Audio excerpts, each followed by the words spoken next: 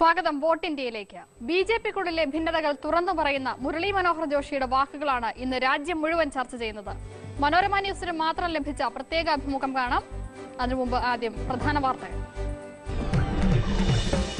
ഗുജറാത്ത് മാത്രമല്ല വികസന മാതൃകയെന്ന ബിജെപി നേതാവ് മുരളി മനോഹർ ജോഷി. ഗുജറാത്ത് മാതൃക രാജ്യത്ത് അതേപടി നടപ്പാക്കാനാകില്ല. At the moment, neither describing the developmental model of West Bengal or of Gujarat or of any other state. It is now the developmental model for the country as presented by BJP. Modi തരംഗമെന്ന വാദത്തോട് യോജിക്കാതെയും Joshi. Manorama news exclusive. പ്രസ്താവന പരിശോധിക്കുമെന്ന് BJP വക്താവ്. തമിഴ്നാട്ടിലെ തിരഞ്ഞെടുപ്പ് പ്രചാരണം അന്തിമഘട്ടത്തിലേക്ക്. നരേന്ദ്രമോദി ചെന്നൈയിലെത്തി. സൂപ്പർ സ്റ്റാർ രജനീകാന്തിനെ സന്ദർശിക്കുന്നു.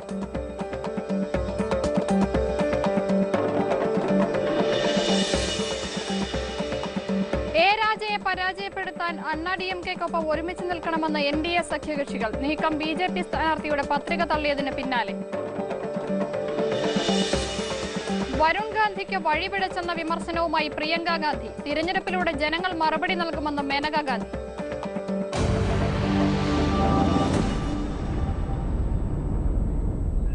ഗുജറാത്ത് വികസന മാതൃക അതേപടി രാജ്യത്ത് നടപ്പാക്കുന്നത് പ്രായോഗികമല്ലെന്ന് മുതിർന്ന നേതാവ് മുരളി മനോഹർ ജോഷി.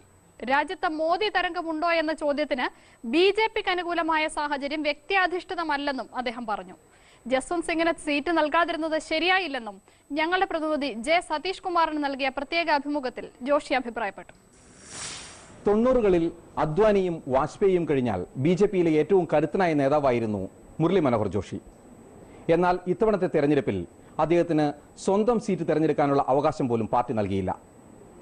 അതേസമയം ഇത്തവണത്തെ തെരഞ്ഞെടുപ്പ് പ്രകടന പത്രിക തയ്യാറാക്കിയതിന്റെ സമിതിയുടെ അധ്യക്ഷനായിരുന്നു ജോഷി. ഈ തെരഞ്ഞെടുപ്പിൽ ബിജെപിയുടെ സാധ്യതകൾ വിലയിരുത്താൻ ശ്രീ മുരളി മനോഹർ ജോഷി നമ്മോടൊപ്പം ചേരുന്നു. What are your expectations about this election? Well, our expectations are very, very clear. We are going to form the government at the center under the leadership of Shri Narendra Bhai Modi. Opponents are saying there is a club like 160, 180. I don't see any such club in the party.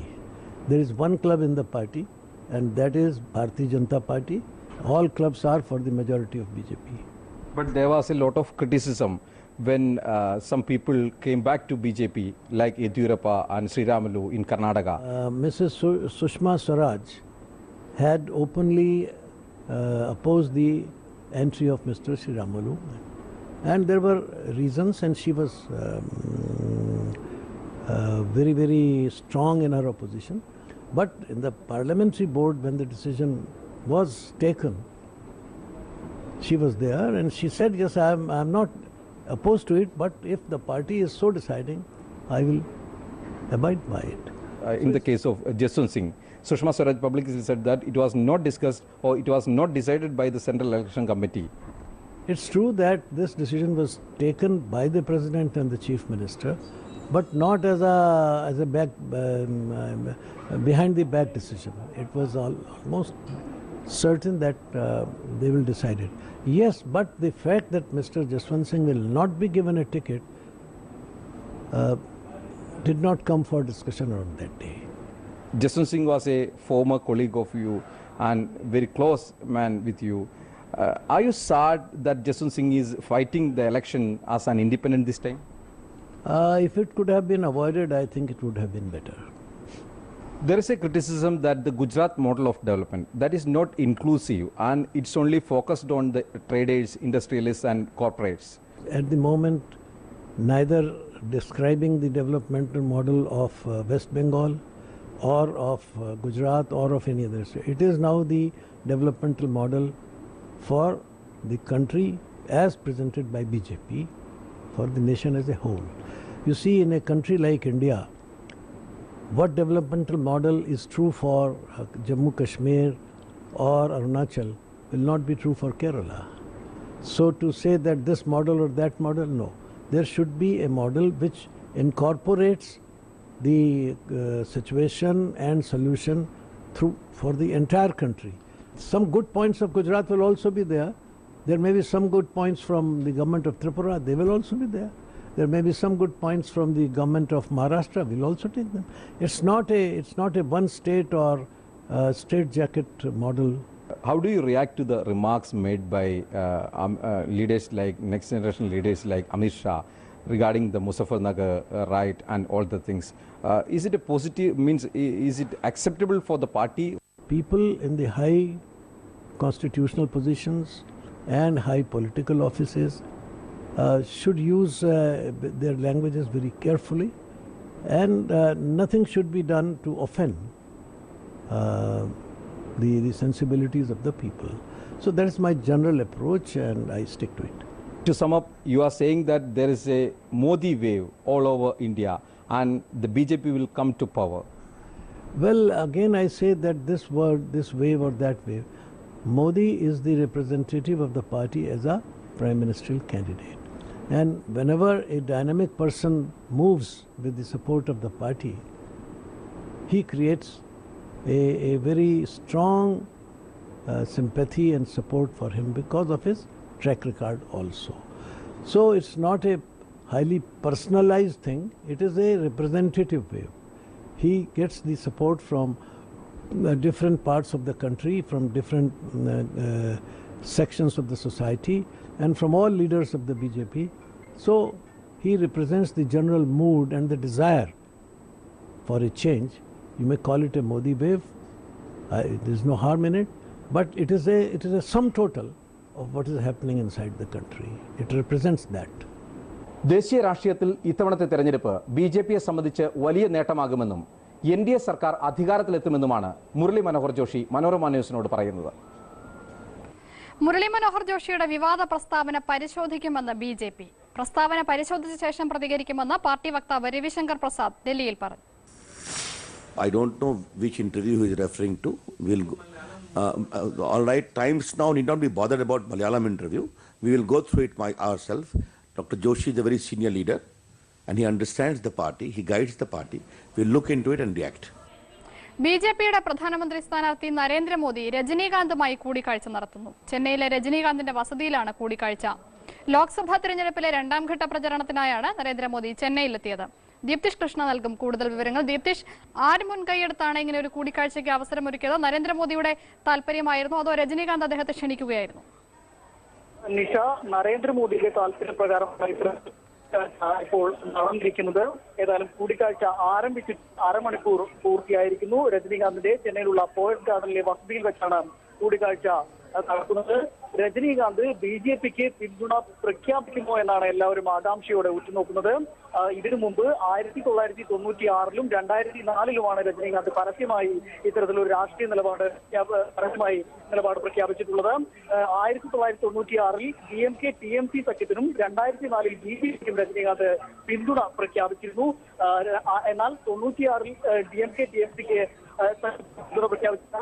പ്രഖ്യാപിച്ച് അതിന് തൊട്ടുപിന്നാലെ തന്നെ DMK സഖ്യം വൻ വിജയത്തോടെ ജയിച്ചിരുന്നുവെങ്കിലും 2004-ൽ BJPക്ക് ഒരു സീറ്റും കിട്ടിയിരുന്നില്ല. എന്നാൽ നിലവിലെ തമിഴകത്തെ NDA സഖ്യം വളരെ വിപുലമാണ്. 20% വോട്ട് വീതമുള്ള സഖ്യമാണ് NDA സഖ്യം. 5 മുതൽ 7 വരെ സീറ്റ് നിലവിൽ കിട്ടാൻ സാധ്യതയുള്ള സഖ്യമാണ് എന്നാണ് വിലയിരുത്തപ്പെടുന്നത്. അതുകൊണ്ട് തന്നെ ഇപ്പോൾ ഇത് വർദ്ധിപ്പിക്കാനാകുമെന്നാണ് BJP നേതൃത്വത്തിന്റെ ഒരു കണക്കുകൂട്ടൽ. ഏതായാലും അക്കാര്യത്തെക്കുറിച്ച് ഒരു വ്യക്തത ആവണമെങ്കിൽ കൂടിക്കാഴ്ച കഴിയേണ്ടതുണ്ട്. അതിനുശേഷം നരേന്ദ്രമോദിയോ രജനീകാന്തോ ഒരു പ്രതികരണം നടത്തുമെന്നാണ് നിലവിൽ പ്രതീക്ഷിക്കുന്നത്. കൂടിക്കാഴ്ചയ്ക്ക് ശേഷമുള്ള വിവരങ്ങൾക്കായി ദീപ്തിഷിലേക്ക് അല്പസമയത്തിനകം മടങ്ങിയെത്താമെന്ന് കരുതുന്നു. തമിഴ്നാട്ടിലെ തിരഞ്ഞെടുപ്പ് പ്രചാരണം അന്തിമഘട്ടത്തിലേക്ക് കടന്നതോടെ ലോക്സഭാ മണ്ഡലങ്ങളിൽ വോട്ട് പിടിക്കാൻ കനത്ത പോര്. തിരുവനന്തപുരത്തിന്റെ തൊട്ടടുത്ത മണ്ഡലമായ കന്യാകുമാരിയിൽ 6 രാഷ്ട്രീയ പാർട്ടികളാണ് ശക്തി പരീക്ഷിക്കുന്നത്. 24-നാണ് ഇവിടെ വോട്ടെടുപ്പ്.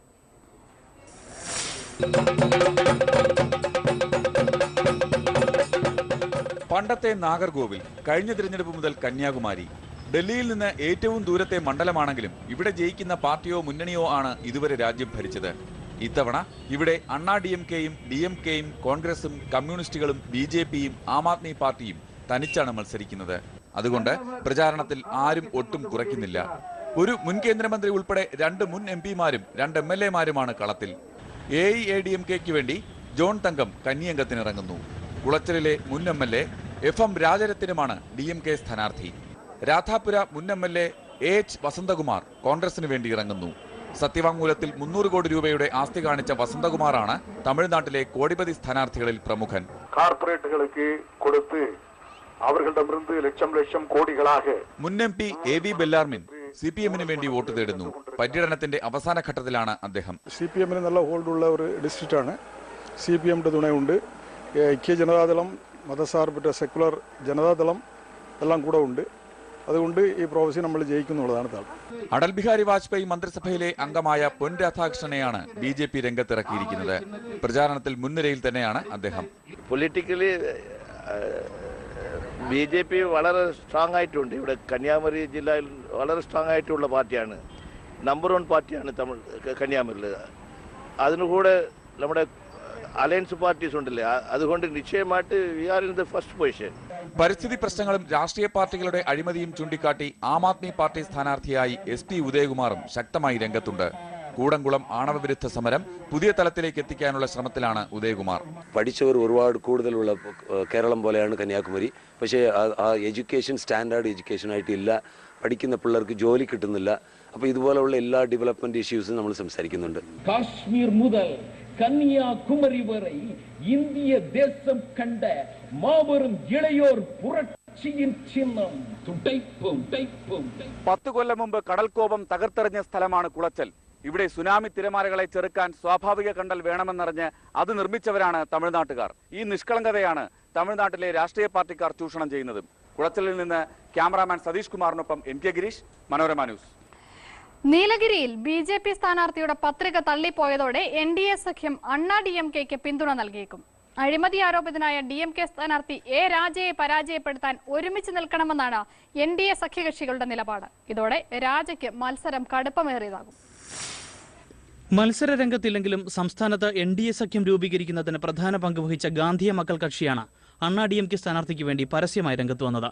ഇതിന് പിന്നാലെയാണ് 2G അഴിമതിയുടെ കേന്ദ്ര ബിന്ദുവായ A രാജയെ പരാജയപ്പെടുത്താൻ ഒരുമിച്ച് നിൽക്കണമെന്ന NDA സഖ്യകക്ഷികൾക്കിടയിൽ രഹസ്യധാരണയായത്. എന്നാൽ കൂടുതൽ ചർച്ചകൾക്ക് ശേഷമേ ഇത് സംബന്ധിച്ച് തീരുമാനമെടുക്കൂ എന്ന് BJP നേതൃത്വം അറിയിച്ചു. A രാജയ്ക്കെതിരെ സ്ഥാനാർത്ഥിയെ നിർത്താനാകാത്തത് ദേശീയ നേതൃത്വത്തിനും വലിയ ക്ഷീണമാണ്. മാനദണ്ഡങ്ങൾ പാലിക്കാത്തതിനെ തുടർന്നാണ് BJP സ്ഥാനാർത്ഥി S ഗുരുമൂർത്തിയുടെയും ഡമ്മി D അൻപരശിന്റെയും നാമനിർദ്ദേശ പത്രികകൾ തള്ളിയത്. ഇവർ പാർട്ടി സ്ഥാനാർത്ഥികളാണെന്ന് തെളിയിക്കുന്ന സമ്മതപത്രം ഹാജരാക്കാത്തതിനെ തുടർന്നായിരുന്നു നടപടി. എന്നാൽ ഇത് അണ്ണാ DMK-യെ സഹായിക്കാൻ BJP-ക്കാർ മനഃപൂർവ്വം ചെയ്തതാണെന്ന് ചില സഖ്യകക്ഷികൾ ആരോപിക്കുന്നു. ഏതായാലും ഇക്കാര്യത്തെക്കുറിച്ച് വിശദമായി അന്വേഷിക്കാൻ BJP നേതാവ് KN ലക്ഷ്മണന്റെ നേതൃത്വത്തിലുള്ള പാനലിനെ ദേശീയ നേതൃത്വം ചുമതലപ്പെടുത്തി. മനോരമ ന്യൂസ്, ചെന്നൈ.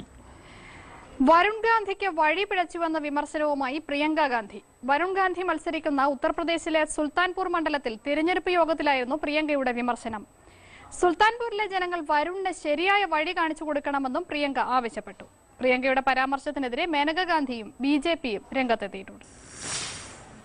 ഗാന്ധി കുടുംബത്തിലെ ഇളമുറക്കാർ പരസ്പരം വിമർശിക്കാറില്ലെന്ന പതിവ് തെറ്റിച്ചാണ് വരുൺ ഗാന്ധിക്കെതിരെ പരസ്യ വിമർശനവുമായി പ്രിയങ്ക ഗാന്ധി രംഗത്തെത്തിയത്. വരുൺ ഗാന്ധി കുടുംബാംഗമാണെങ്കിലും അദ്ദേഹത്തിന് വഴിതെറ്റിപ്പോയി. കുടുംബത്തിലെ ഒരംഗത്തിന് വഴിതെറ്റിയാൽ ശരിയായ വഴി മുതിർന്നവർ കാണിച്ചു കൊടുക്കണം. അതുകൊണ്ട് ഈ തിരഞ്ഞെടുപ്പിൽ സുൽത്താൻപൂരിലെ ജനങ്ങൾ ശരിയായ വഴി ഏതെന്ന് വരുൺ ഗാന്ധിയെ ബോധ്യപ്പെടുത്തണം. ഇതായിരുന്നു പ്രിയങ്ക ഗാന്ധിയുടെ വാക്കുകൾ. മണ്ഡലത്തിലെ പ്രാദേശിക നേതാക്കളുമായി സംവദിക്കുമ്പോഴായിരുന്നു വരുണിനെ പരാജയപ്പെടുത്തണം എന്ന തരത്തിലുള്ള പ്രിയങ്ക ഗാന്ധിയുടെ അഭിപ്രായ പ്രകടനം.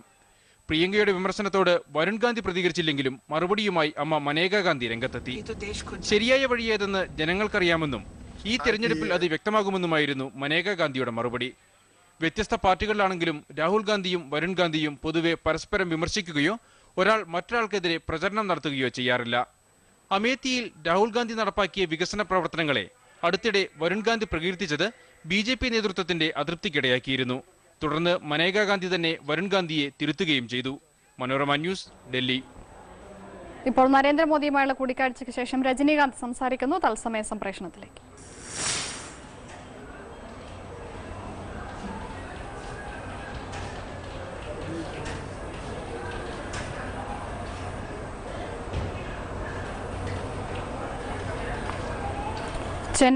ചെന്നൈയിലെത്തിയാണ് നരേന്ദ്രമോദി രജനീകാന്തുമായി കൂടിക്കാഴ്ച നടത്തിയത്. തിരഞ്ഞെടുപ്പ് പ്രചാരണത്തിലെത്തിയപ്പോഴായിരുന്നു കൂടിക്കാഴ്ചയ്ക്ക് ശേഷം പുറത്തേക്ക് വന്ന ഇരുവരും ഇപ്പോൾ മാധ്യമപ്രവർത്തകരോട് സംസാരിക്കുകയാണ്. തത്സമയ ദൃശ്യങ്ങളാണ് കാണുന്നത്. ഏതാണ്ട് അരമണിക്കൂർ നീണ്ട കൂടിക്കാഴ്ചയാണ് ചെന്നൈയിൽ നടന്നത്.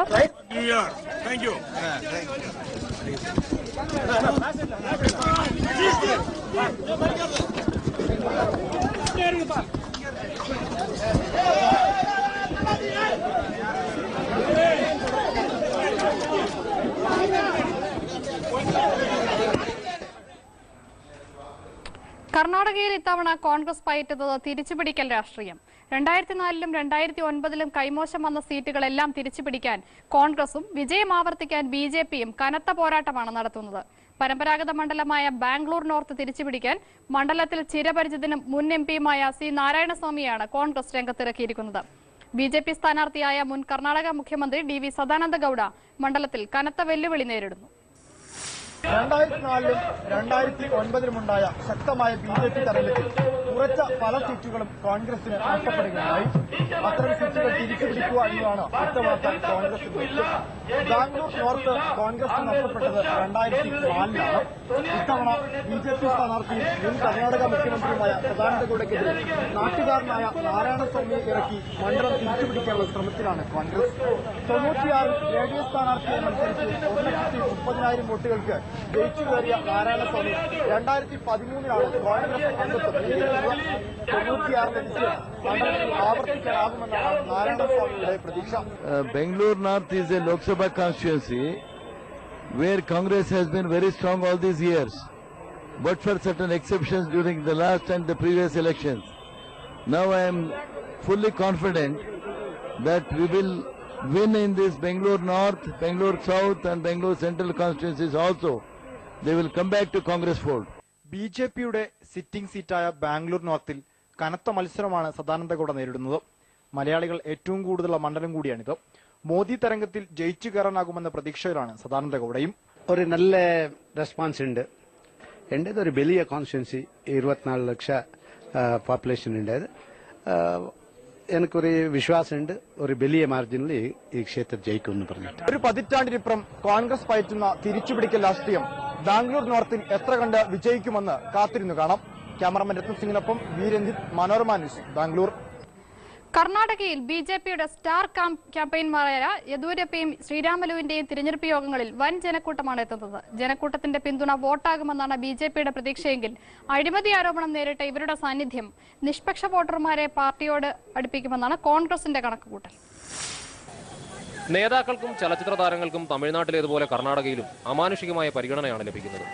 കർണാടകയിലൂടെയുള്ള യാത്രയ്ക്കിടെ ഞങ്ങൾ അത് കണ്ടു. പുറത്താവാനിടയായ അതേ സാഹചര്യങ്ങൾ നിലനിൽക്കെ തന്നെ പാർട്ടിയിലേക്ക് തിരിച്ചെത്തിയ യെദ്യൂരപ്പയും ശ്രീരാമലുവും തന്നെയാണ് BJPയുടെ പ്രചാരണ യോഗങ്ങളിൽ ആളെ കൂട്ടുന്നത്. ഒരുപക്ഷെ ഈ തിരഞ്ഞെടുപ്പിൽ BJPയുടെ വിജയപരാജയങ്ങളിൽ നിർണായകമാകുന്നതും ഇവരുടെ സാന്നിധ്യം തന്നെയായിരിക്കും. തിരിച്ചു വന്ന യെദ്യൂരപ്പയ്ക്കും ശ്രീരാമലുവിനും താരപരിവേഷമാണ് പ്രചാരണ രംഗത്ത്. ശ്രീരാമലു ബെല്ലാരിയിൽ കാര്യമായ മത്സരം നേരിടുന്നില്ലെങ്കിലും ഷിമോഗയിൽ യെദ്യൂരപ്പ ശക്തമായ മത്സരത്തെയാണ് അഭിമുഖീകരിക്കുന്നത്. സ്ഥാനാർത്ഥികളാണെങ്കിലും സ്വന്തം മണ്ഡലങ്ങളിൽ ഒതുങ്ങാതെ ഇരുവരും ഒന്നിച്ച് കർണാടകയിലുടനീളം പ്രചാരണ പര്യടനത്തിലാണ്. കളങ്കിത നേതാവെന്ന് വിളിപ്പേരുണ്ടെങ്കിലും രാജകീയ സ്വീകരണമാണ് ശ്രീരാമലുവിന് കർണാടകയിൽ ലഭിക്കുന്നത്. തൊട്ടുനോക്കാനും ഒപ്പം നിൽക്കാനും ഇടിയോടിടി.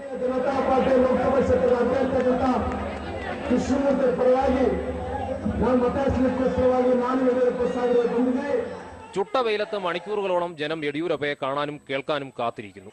ഓരോ വരിക്കും നിറഞ്ഞ കയ്യടി. കർണാടകയിലെ BJP സ്ഥാനാർത്ഥികൾ യെദ്യൂരപ്പയെയും ശ്രീരാമലുവിനെയും പ്രചാരണത്തിന് കിട്ടാൻ ക്യൂ നിൽക്കുകയാണെന്നാണ് പൊതുവർത്തമാനം.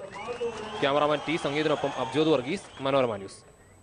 കേരളത്തിന് പരിചിതനായ ഒരു സ്ഥാനാർത്ഥി കർണാടകയിൽ ലോക്സഭാ തെരഞ്ഞെടുപ്പിൽ മത്സരിക്കുന്നുണ്ട്. ചാമരാജനഗർ മണ്ഡലത്തിലെ BJP സ്ഥാനാർത്ഥി AR കൃഷ്ണമൂർത്തി.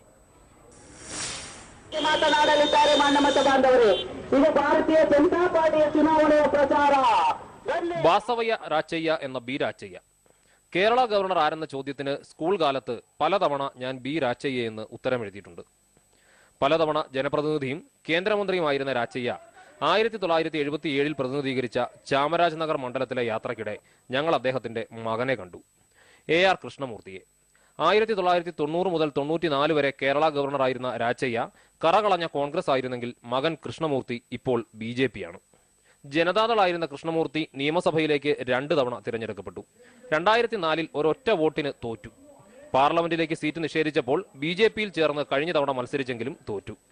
പിതാവ് ഗവർണറായിരിക്കെ പലതവണ കേരളം സന്ദർശിച്ചിട്ടുണ്ട് Krishnamurthy. The people of Kerala are very cordial. We had a good relation. So I seek the blessings of the Kerala people also in the adjacent state and my constituency. With their blessings, I hope that definitely the people of Karnataka from Chamaranagar will definitely elect me to represent their constituency.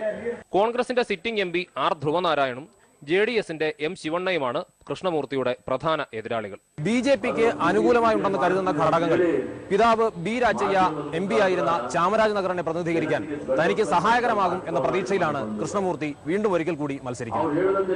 ഗുണ്ടൽപേട്ടിൽ നിന്നും cameraman T. സംഗീതനൊപ്പം Abjod Varghese, Manorama news. ഇടവേള.